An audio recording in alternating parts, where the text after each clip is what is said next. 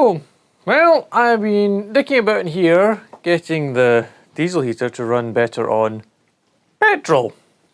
And so far, I've managed to make it run worse by taking the burn chamber out, stuffing it full of stainless steel mesh, and it burned a lot worse, I wouldn't lie.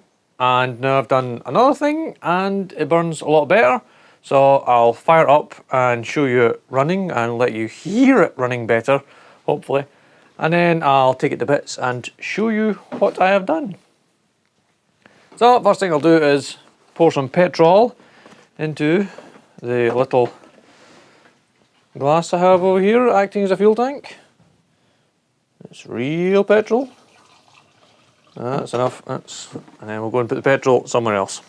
Far away.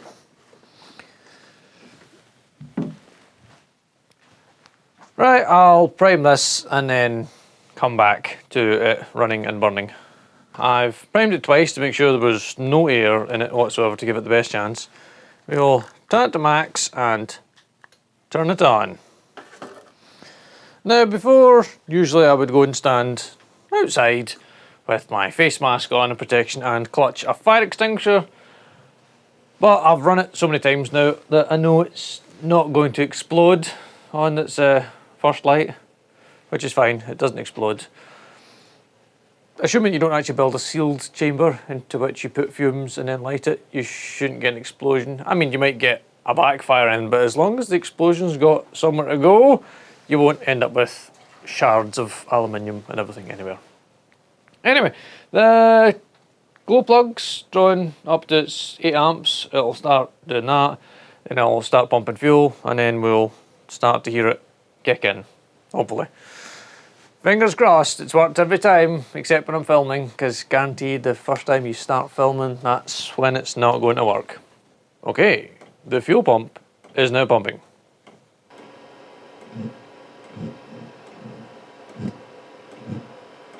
Okay, there it goes, starting.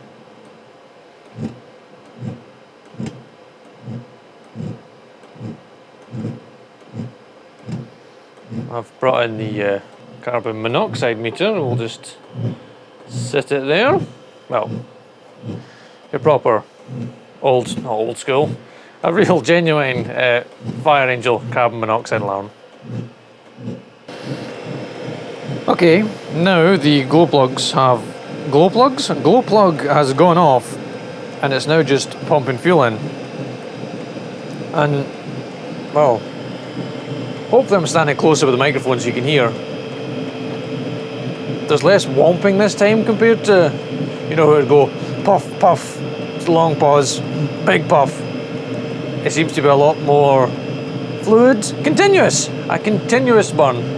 Well, we're already at 14 parts per million. Granted, I've got the door shut and the extractor fan off because, well, I actually want you to be able to hear me. So I think, well, to me, the layman, it sounds better.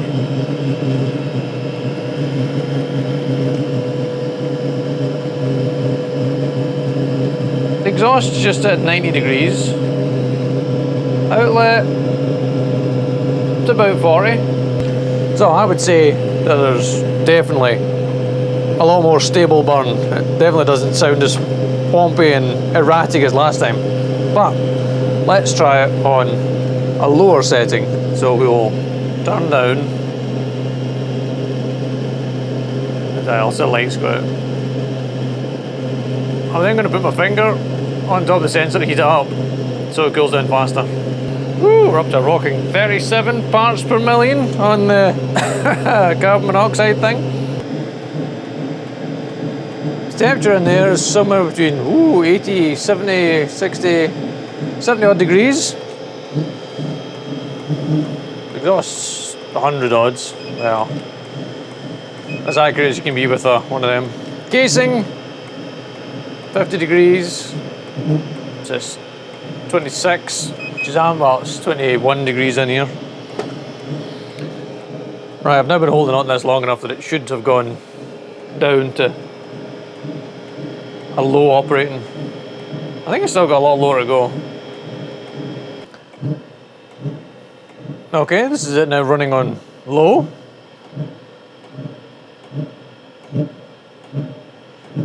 Still seems to be okay.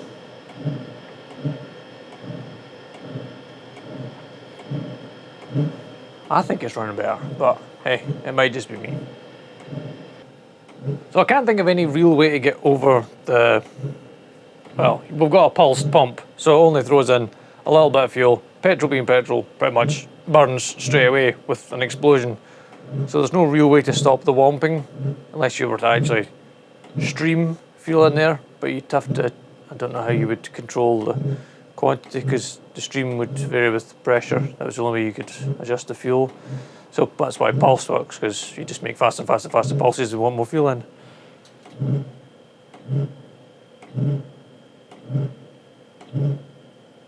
Okay, so it's at an absolute minimum now.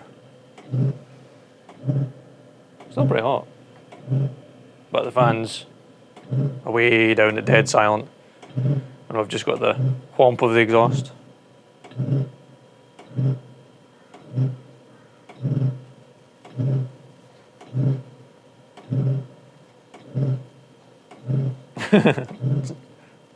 Wow. That's like real slow.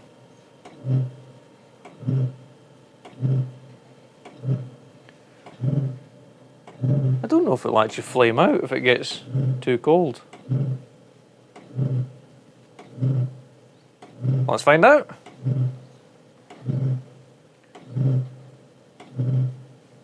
I'll let it run and see if it goes out. Okay, it's been running for a few minutes now at this low temperature, and I would have expected it to go out by now if it was going to go out. I mean, the exhaust temperature's down now. Touchables, your touchable and my touchable aren't the same, but it's not. Skin meltingly hot. It's at about 60 degrees. Output's still in the 40s, 45, 45. Fans at almost, still putting out heat, which is quite surprising. Right, let's turn her off and take her to bits. Right, let's disassemble this bad boy in fast time.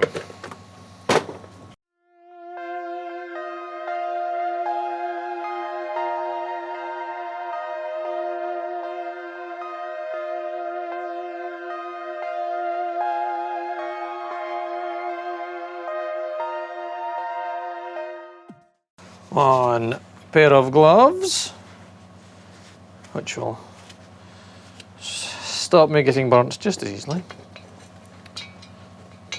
Come out. One burn chamber. Now, I'm going to ask you, forgive my crude welding and fabrication skills, because it took me all of 10 minutes to make this piece at the end.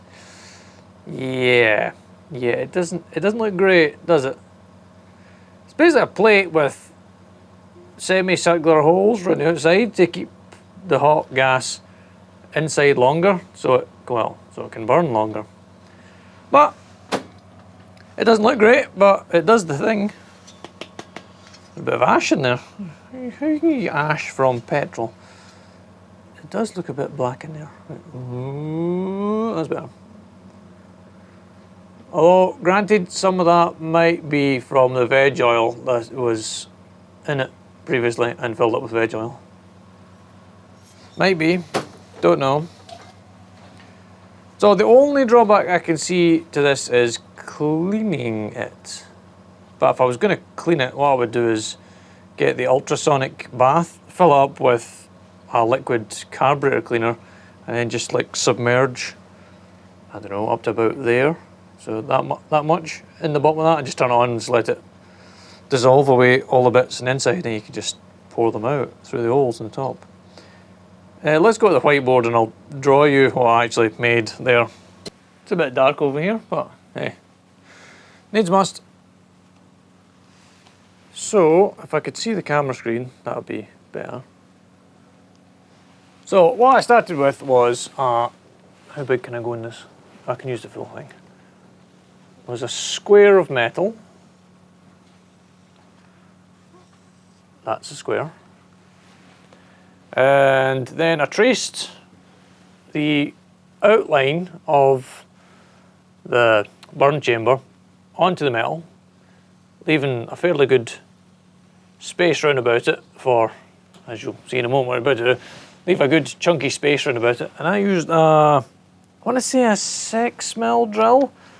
Well, first of all, what you should do is mark out, you know, the quadrants that you're going to think in. I didn't, I eyeballed it, and that's why some of mine are completely skew-if and in the wrong place. So that gets your quadrants. Then I used, I'm sure it was a 6mm drill, and I drilled a hole in each one of the bits like that.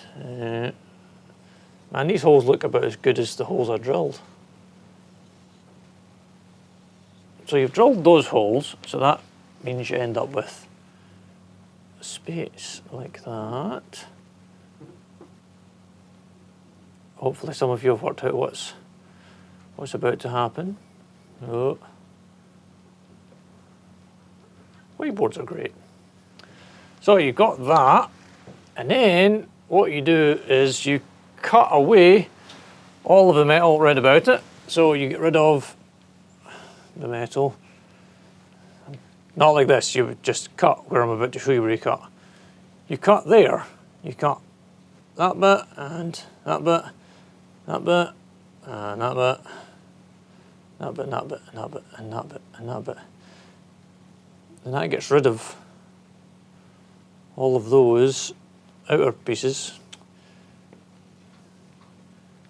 What I've forgotten to draw is the circle in the middle. So these are all still attached to this bit here.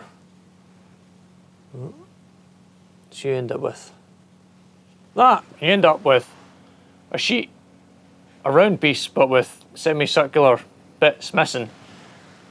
And then you just fit that on top of the burn chamber, so you've got a burn chamber with lots of little gaps on the edge. That's what I've done, and that seems to make it burn a lot better than previously. What I should do is go on eBay and see if I can find more of these and see if they're cheap, and then build different versions of them. Like if I build a full cap over the end with no holes, and then drill, I don't know, a series of holes all the way around this to see if that gives a different kind of burning profile, or a flat plate on the end and lots of little holes spread out all of the surface of that, if that changes it.